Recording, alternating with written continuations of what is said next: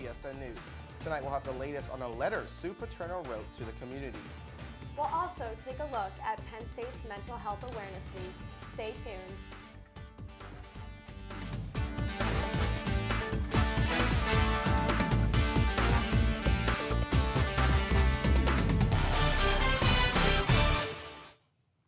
Thanks for joining us tonight. I'm Weiss Aramesh. And I'm Katie Litwin.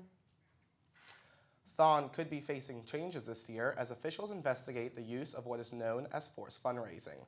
Executive Director of Thon, Katie Maley, told the Daily Collegian that the concept of feeling pressure to raise money for Thon is something the Executive Committee is becoming more aware of after the cancellation of the second and third canning weekend. So far, Thon has received complaints from parents and students that there is too much pressure to raise money for Thon. Maley said they will look to address the issue head-on and try to encourage healthy competition without making volunteers uncomfortable. Active Minds is an organization that spreads mental health awareness around the country, and Penn State has its own branch that helps spread the word on campus. This past week, Active Minds hosted a Mental Health and Wellness Week in order to show support and spread awareness. Maria Dettinger has the story. Suicide is the second leading cause of death among college students, claiming over 1,000 lives each year. Penn State's Active Minds organization hosted a week-long event with the UPUA to educate students about mental health and where to seek help in an effort to lower the statistic. Hannah Rodriguez, social media chair of Active Minds, explains. Well, we always say there's 1 in 4 college students that deal with a mental disorder, and that's a small, 1 in 4 of 40,000, that's a lot of people, and with such a negative stigma here on campus, people don't know that we exist, that there's support groups, and then they feel scared to sort of reach out and, get help. In addition to the efforts of Active Minds, UPUA members also help to inform those with mental issues where to seek help. Alex Shockley said, UPUA is sponsoring this event so that we can get information out to students about the resources we have here on campus for students that might have suicidal thoughts or depression issues or anxiety. Recently, Penn State announced that the 2016 class gift was going to provide funds to the CAPS organization on campus, which provides counseling and psychological services to students. So clearly, people recognize the importance of mental health. The event required students to write why they matter to emphasize their point. And it's just a way to really let them know that they are enough. That's our slogan for the week, we are enough. And letting them know that they matter here on the campus and they have a place and a purpose, and there's people that are here to help them and students that care about them. College can be a stressful time for everyone, so it is important to remember you are not alone. Reporting for PSN News, I'm Maria Dettinger. Last week, Sue Paterno wrote a letter to the Board of Trustees addressing their errors over the past 4 years after firing longtime football coach Joe Paterno. The Daily Collegian reports that, among many things, she pointed out their rash decision-making in the firing of Joe Paterno, as well as their errors in the acceptance of former FBI Director Louis Freeh's report on the case. Sue Paterno said she hopes they correct their mistakes and plans to commemorate the 50th anniversary of Joe Pa's first game on September 17, 2016. Penn State's newly enforced investigative model is under fire yet again. According to the Daily Collegian, another lawsuit has been filed under the same sexual misconduct case involving 3 fraternity brothers and 1 female. Both lawsuits are challenging a 2-semester suspension, arguing it will place the students' lives on hold. The model is one of the 18 recommendations made from Barron's Sexual Assault Task Force, piloted in April. Some more bad news for Jerry Sandusky in court. The Daily Collegian reports that a judge has denied a request from Sandusky's lawyers to conduct an investigation into the grand jury which indicted him for child sex abuse. This comes after Attorney General Kathleen Kane was questioned. A judge ruled that her testimony did not reveal any new information regarding the jury and trial process in Sandusky's case. Sandusky is currently serving a 30 to 60-year sentence on 45 counts of child sex abuse. The request is part of Sandusky's 3rd and final appeal. The UPUA had a busy week, passing 3 different pieces of legislation. The Daily Collegian reports that they passed a bill that would set aside funding for TurboVote, a system that facilitates voter registration online. They also set aside funding to bring Tony Award-winning playwright Eve Ensler to Penn State as part of a push to bring sexual assault awareness to campus. Lastly, the UPOA voted to work with the GPSA and the Council of Commonwealth Student Government on future initiatives and platforms. Coming up next, I'll be sitting down with Thon's Executive Director, Katie Maley. Keep watching. That's why I hate UPOA. All right, you ready for some baseball trivia? Let's do it. What year produced the most no-hit games in the big leagues? 7 no-hitters in 1990. Wow, that's right. Now a question that's not trivial. How many children will witness bullying this year? The answer, 3 out of 4. 75%? That's Wow. right. How many of them will say something? Kids want to help, but don't know how. Teach them how to stop bullying and be more than a bystander at stopbullying.gov.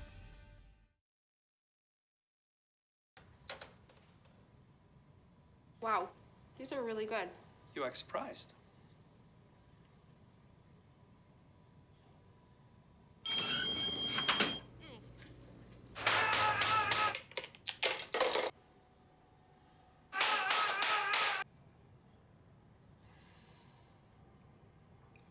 Practice makes perfect. You don't have to be perfect to be a perfect parent. There are thousands of teens in foster care who don't need perfection. They need you.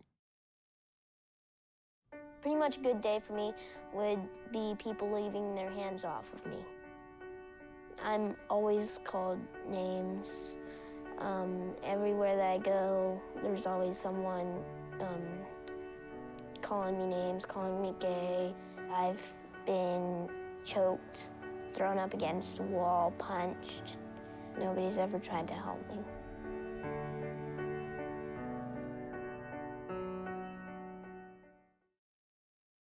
All right, you ready for some baseball trivia? Let's do it. What year produced the most no-hit games in the big leagues? 7 no-hitters in 1990. Wow, that's right. Now a question that's not trivial. How many children will witness bullying this year? The answer, 3 out of 4. 75%? That's Wow. right. How many of them will say something? Kids want to help, but don't know how. Teach them how to stop bullying and be more than a bystander at stopbullying.gov.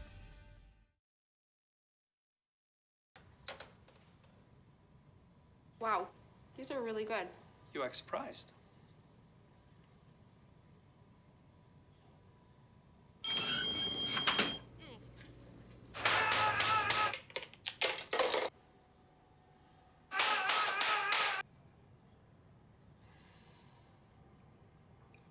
Practice makes perfect. You don't have to be perfect to be a perfect parent. There are thousands of teens in foster care who don't need perfection. They need you. All right, you ready for some baseball trivia? Let's do it. What year produced the most no-hit games in the big leagues? 7 no-hitters in 1990. Wow, that's right. Now a question that's not trivial. How many children will witness bullying this year? The answer, 3 out of 4. 75%? That's Wow. right. How many of them will say something? Kids want to help, but don't know how. Teach them how to stop bullying and be more than a bystander at stopbullying.gov. Welcome back. I'm here with Katie Maley, Thon 2016 Executive Director. Thank you very much for joining us. Yeah, thank you for having me. Now, I saw you on Saturday, had a great time at the race. Looking back, how do you feel that it went, and do you have any special moments from the race? Yeah, I thought that it went so well. It's always a special day to see the kids interacting with college students that they know, to see them there with their families, and to get to see people sometimes for the first time this year.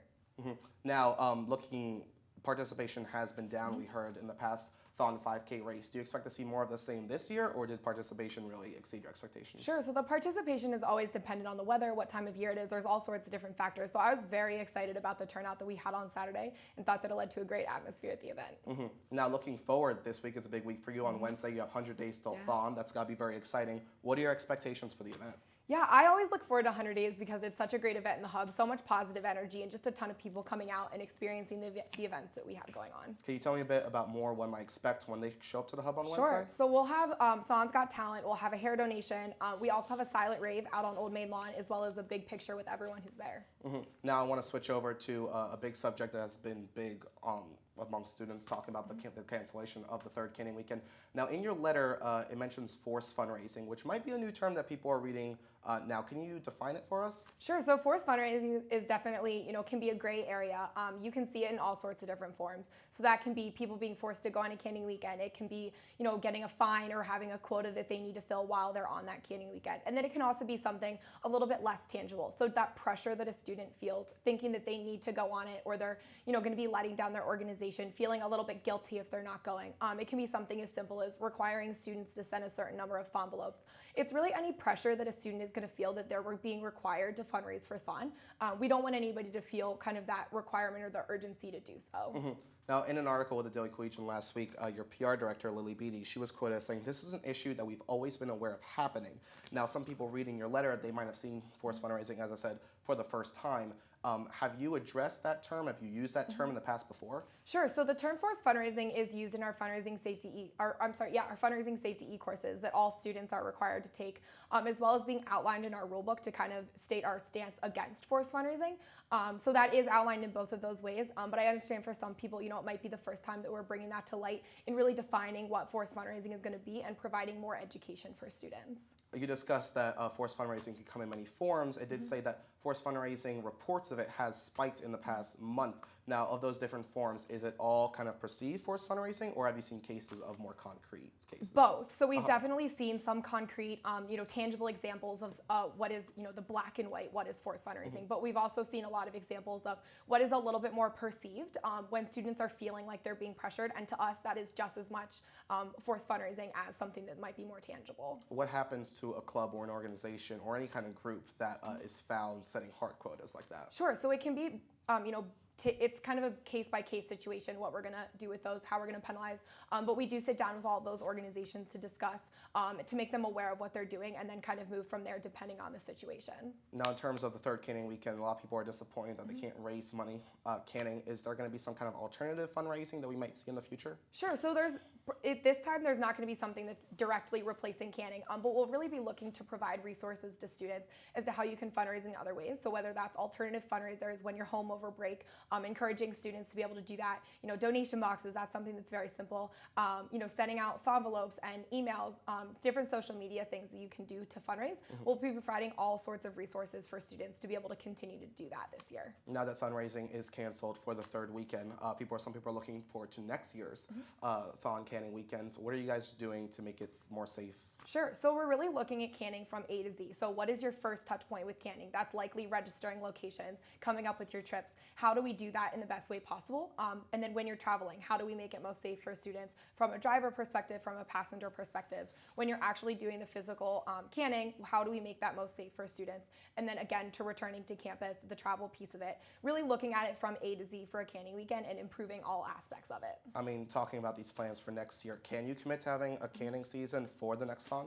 Yeah, so I think it's hard for us to ever say that we're 100% going to have canning, but I can tell you that I'm doing everything in my power with the entire executive committee to make sure that canning is able to be as sustainable and safe for students as possible, and really keeping our students in the forefront of those discussions. Well, thank you very much for joining us, Katie Millie. Coming up next, we will have a special spring preview of No Refund Theater. We will be right back. What year produced the most no-hit games in the big leagues? 7 no-hitters in 1990. Wow, that's right. Now a question that's not trivial. How many children will witness bullying this year? The answer, 3 out of 4. 75%? That's wow. right. How many of them will say something? Kids want to help, but don't know how. Teach them how to stop bullying and be more than a bystander at stopbullying.gov. All right, you ready for some baseball trivia? Let's do it. What year produced the most no-hit games in the big leagues? 7 no-hitters in 1990. Wow, that's right. Now a question that's not trivial. How many children will witness bullying this year? The answer, 3 out of 4. 75%? That's wow. right. How many of them will say something? Kids want to help, but don't know how. Teach them how to stop bullying and be more than a bystander at stopbullying.gov.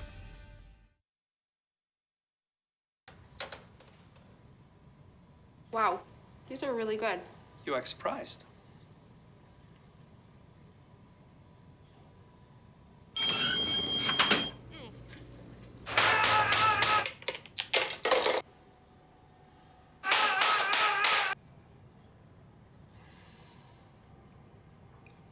Practice makes perfect. You don't have to be perfect to be a perfect parent. There are thousands of teens in foster care who don't need perfection. They need you. Pretty much a good day for me would be people leaving their hands off of me. I'm always called names. Everywhere that I go, there's always someone calling me names, calling me gay. I've been choked, thrown up against a wall, punched. Nobody's ever tried to help me.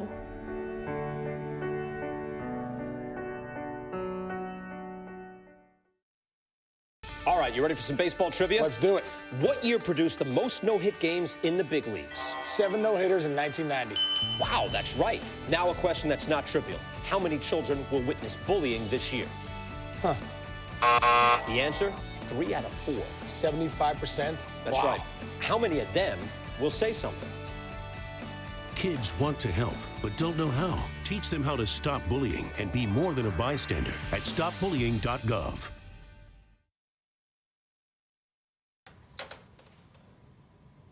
Wow, these are really good. You act surprised.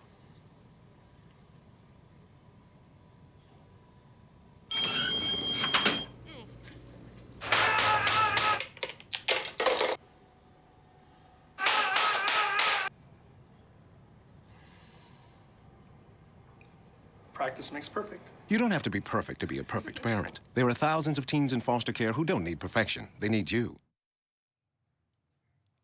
Good evening, I'm Jenna Kaminsky with your entertainment news. I'm here today with No Refund Theater's president, Amanda Pasquini. Welcome, thank you for joining us, Amanda. Thank you. So I know you guys are going through auditions right now for your spring shows, but before we get to that, can you just talk a little bit about NRT and your mission as a club and a theater club and organization? No Refund Theater's mission is to provide safe, creative, and most importantly, free entertainment for students at the University Park campus almost every weekend of the academic year. So we do comedies, we do film adaptions, we do dramas. We are all over the spectrum when it comes to theater. A lot of our members have never acted before, so we like to give those opportunities to students who may be exploring theater as a hobby and not necessarily an academic pursuit.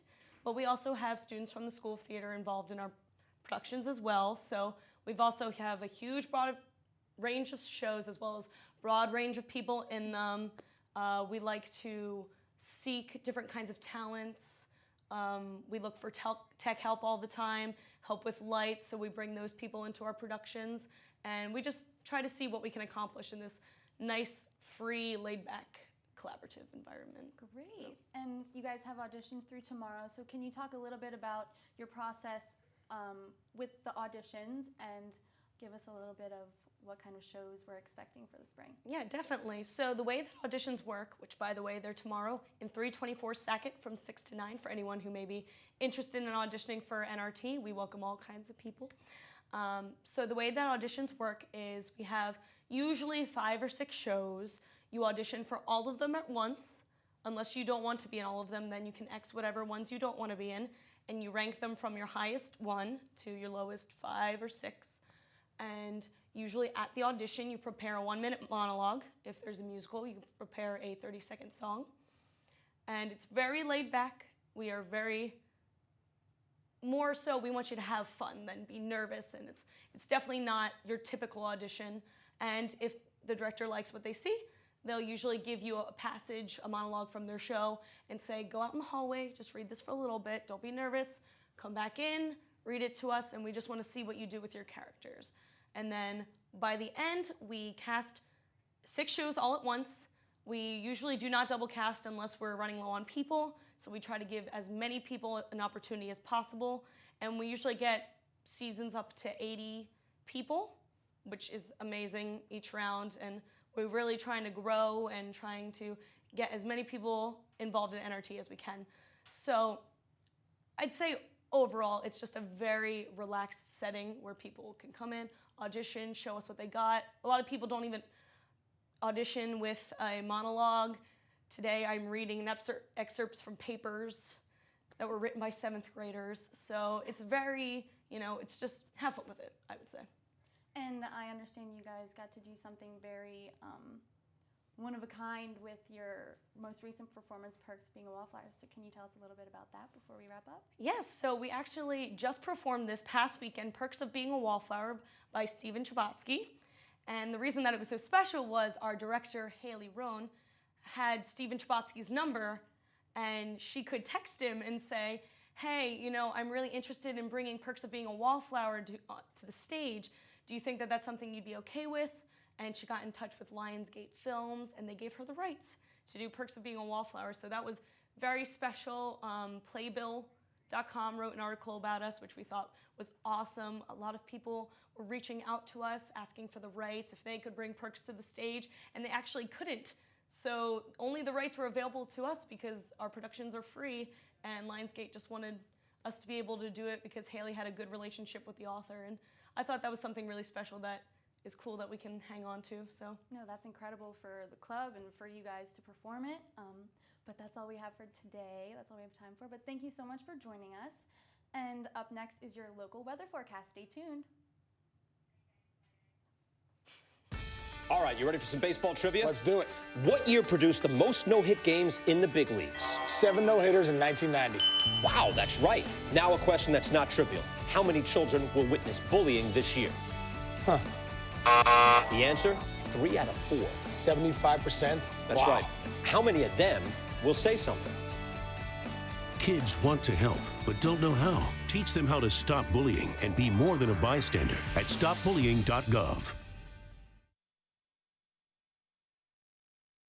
Pretty much a good day for me would be people leaving their hands off of me. I'm always called names. Everywhere that I go, there's always someone calling me names, calling me gay. I've been choked, thrown up against a wall, punched. Nobody's ever tried to help me.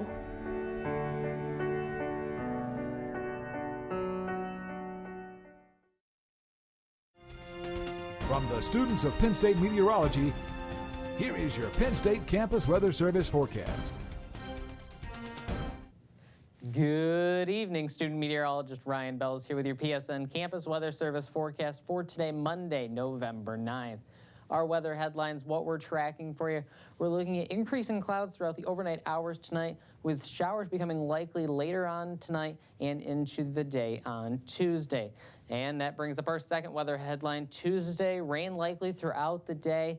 And then that's going to linger into the first part of Veterans Day. But other than that, Veterans Day is looking dry throughout the afternoon hours. We actually might see some sunshine for the afternoon hours on Wednesday.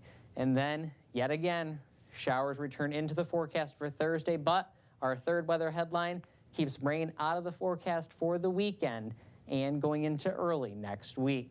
I'll have that in your full 7-day forecast coming right up. Our temperature trend over the next few days, our average is in the lower 50s, and we're going to stay above that over the next few days into the upper 50s by Thursday, and then cooling back down as we enter into the weekend, down just slightly below average into the upper 40s by Saturday. Our eye in the future forecast, mapping out the next few days for you. As you can see tonight, increasing clouds. Showers are off to our south, but that's going to make their way into our neck of the woods throughout the overnight hours tonight and into the first part of your Tuesday, thanks to a low pressure system off the coast. That's going to bring us showers throughout the day on Tuesday, and it's going to keep sliding up the coast. Showers likely into the overnight hours Tuesday and into the first part of Wednesday before that low pressure system starts to exit the region and we start to dry out for Veterans Day. It's going to be a cloudy start to the day Wednesday, but then I think some sunshine is going to make its way through the clouds Wednesday late afternoon and into the early evening hours. Temperatures over the next few days, we're looking at lows tonight to remain steady down into the lower 40s, then warming it up just slightly tomorrow into the low and mid 50s throughout the Commonwealth. And then it's not going to cool down much going into Wednesday morning. We're going to stay into the upper 40s, low 50s, and then just slightly warmer for your Wednesday afternoon and slightly above average into the low and mid 50s throughout most of the Commonwealth. Your forecast for the rest of tonight, cloudy with rain likely later on tonight, lows down into the lower 40s. For the day on Tuesday, we're looking at, again, rain showers likely, high temperatures right around 54 degrees. Your Campus Weather Service 7-day forecast, mapping it out for you. Rain likely throughout the day on Tuesday, then drying out for Veterans Day on Wednesday, 57 the high temperature. Rain likely again on Thursday, but then we dry it out for Friday and going into the weekend and early next week with temperatures dropping back down to right around average for this time of the year. That's all for your PSN Campus Weather Service forecast, but stay tuned to PSN News because sports is next. Wow, these are really good. You act surprised.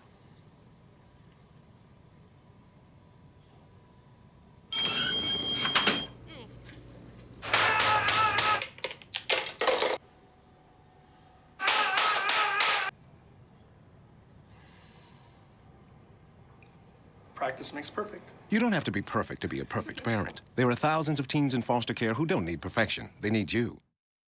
All right, you ready for some baseball trivia? Let's do it. What year produced the most no-hit games in the big leagues? 7 no-hitters in 1990. Wow, that's right. Now a question that's not trivial. How many children will witness bullying this year? Huh. The answer, 3 out of 4. 75%? That's Wow. right. How many of them will say something? Kids want to help, but don't know how. Teach them how to stop bullying and be more than a bystander at stopbullying.gov. Sam Del Rosso here with your PSN News Sports Update. Penn State football fell to Northwestern in a heartbreaker on Saturday. The Wildcats scored 20 of their 23 points in the second quarter. One of those touchdowns was a 96-yard kickoff return with 2 minutes left in the first half. Penn State entered the second half down 20-7, but later in the third quarter, wide receiver Geno Lewis threw a 32-yard touchdown pass on a trick play to receiver Deshaun Hamilton, making the score 20-14. Saquon Barkley ran for 120 yards and 2 touchdowns. His second touchdown with 12:22 left in the fourth quarter gave the Nittany Lions a 21-20 lead. With 9 seconds left, Northwestern kicker Jack Mitchell kicked a 35-yard field goal and gave the Wildcats a 23-21 win over the Nittany Lions. Penn State has a bye week, then returns to Beaver Stadium for its final home game of the season.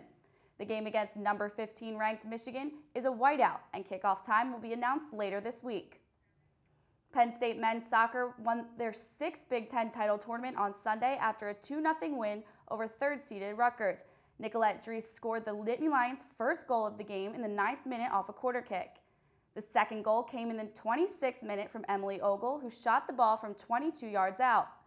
Rutgers had 5 shot attempts and 1 shot on goal, but came up scoreless on Sunday. Penn State will face Albany in the first round of the NCAA tournament on Friday. Penn State men's rugby wrapped up their conference schedule against Kutztown on Saturday. Reporter Steve Connolly was at the game and has more. Campus pitch, where the Penn State Nittany Lions are getting set to take on the Kutztown Golden Bears in a battle for the Division 1A Rugby East title. Penn State controlled the first half of play and opened up the scoring in the 16th minute with a try from Jimmy Haley, giving them a 7-0 lead after the conversion. Minutes later, the Nittany Lions were given another opportunity after a foul deep in the attacking third, which awarded them a penalty kick. Jimmy Ronan lined up the kick and struck it through the uprights to give Penn State a 10-0 lead, just 23 minutes gone.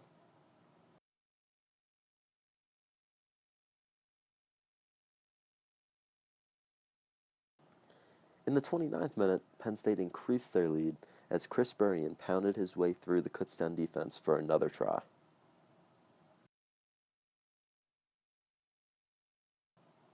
Penn State continued the rout with some nice teamwork, leading to another try late in the second half to give them a 24-point lead. The 24-point halftime deficit was too much for the Golden Bears to make up, with Penn State winning 24-15. Even the win was not enough for Penn State to claim the title. They needed at least 4 tries to get a bonus point in the standings and catch Kutztown. That's all here from West Campus Pitch. For PSN TV, I'm Steve Connolly. The Penn State men's soccer team ended its season in a 1-0 overtime loss to Ohio State on Sunday in the Big Ten tournament quarterfinals.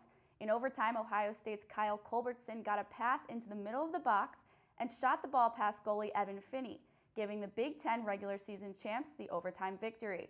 Ohio State outshot Penn State 22-10, and Penn State had 4 shots on goal but couldn't find the back of the net. The Nittany Lions finished their season with a 7-8-3 record. That's it for your PSN News Sports Update. I'm Sam Del Rosso. Back to the news desk after this.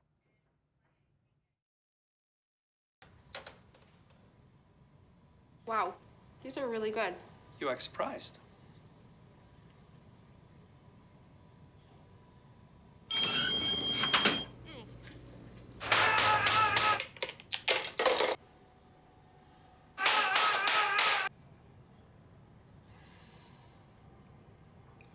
Practice makes perfect. You don't have to be perfect to be a perfect parent. There are thousands of teens in foster care who don't need perfection. They need you. Pretty much a good day for me would be people leaving their hands off of me. I'm always called names. Everywhere that I go, there's always someone calling me names, calling me gay. I've been choked, thrown up against a wall, punched. Nobody's ever tried to help me.